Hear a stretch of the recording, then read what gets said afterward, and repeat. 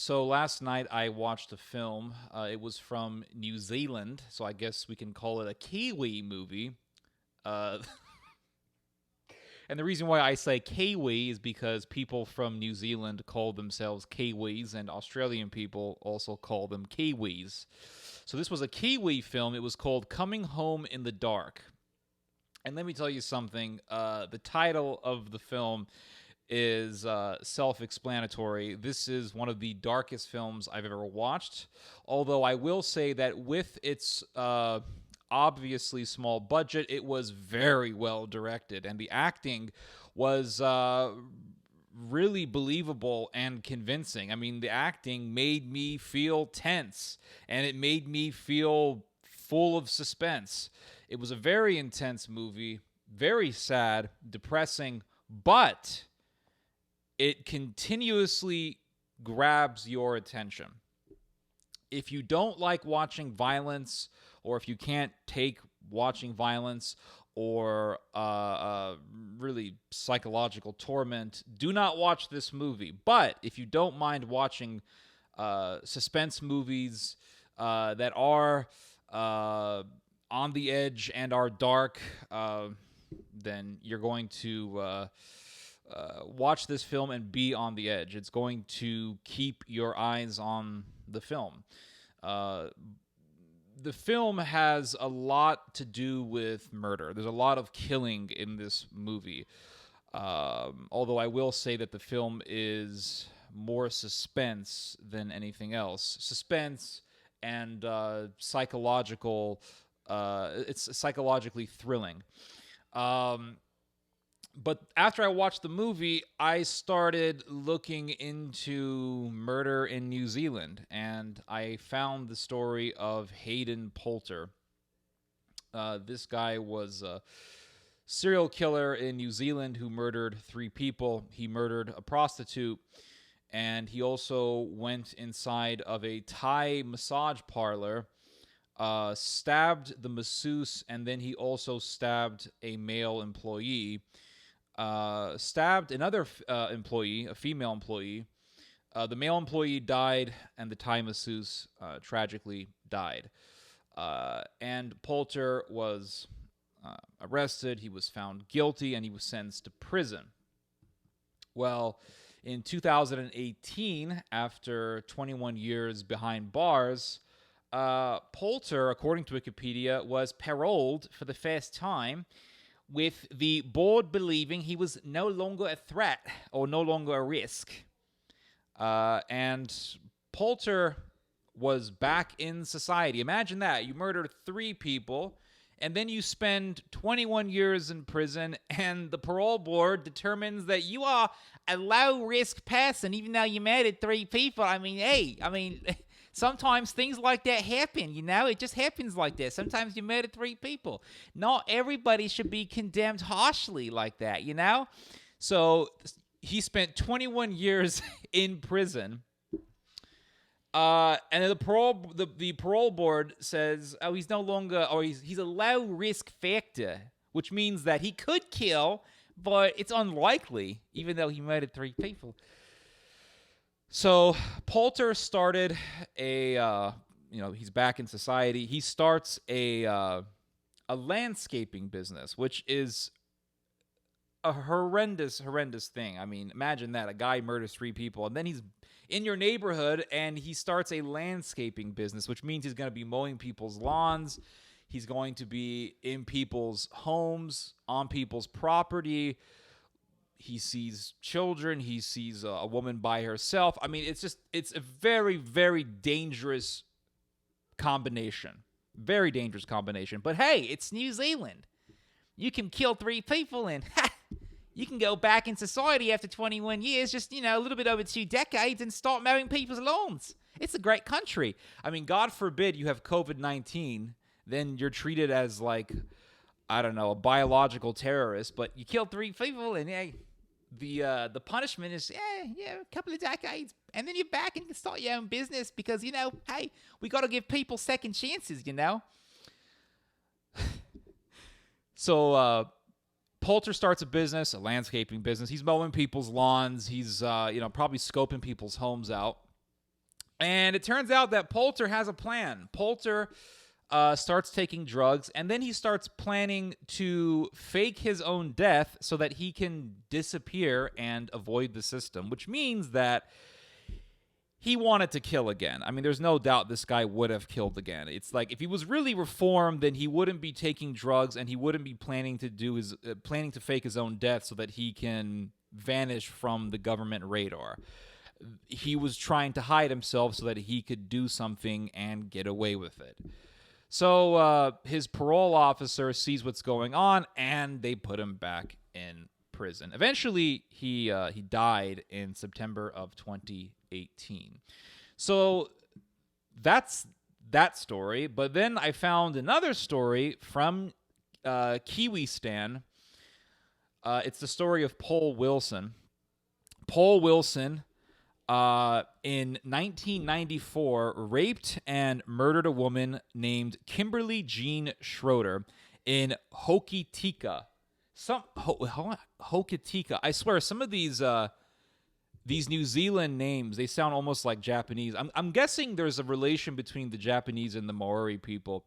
But anyway, this Wilson guy, he was deemed as a low risk, and according to this article from the New Zealand Herald, it says here that when convicted killer and rapist Paul Russell Wilson was freed on parole in January of 2011, he was deemed a low risk of reoffending. But in April last year, since this article was written in 2019, so this was April of 2018, Wilson offended again, violating and taking the life of a second woman, and he raped and murdered this woman as well.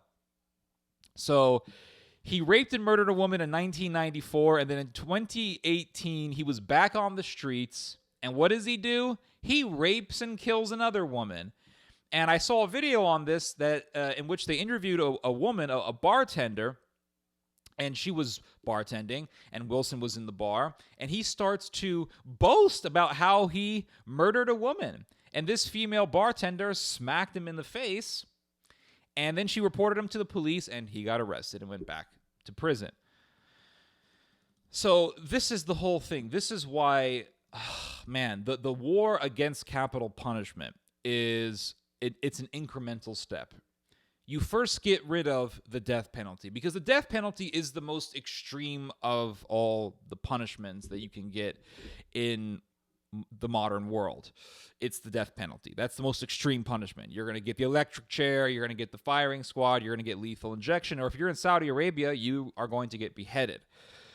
I don't know how they do things in China. I think they also do firing squad over there. So for decades there's been a war against the death penalty, and they say, well, death penalty is so bad, just put them behind bars. Mate, just put them behind bars. Just put them behind bars. You don't have to worry about them anymore. Just crack open a cold Foster's and just, enjoy your life, mate.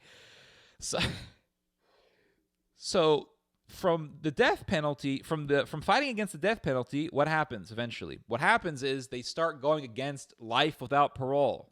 That's another thing. That's the next big thing to go against, because after you get rid of the death penalty, what's the most harsh punishment? It's life behind bars, right? You're stuck in a cage for the rest of your life, and you're not going to get out.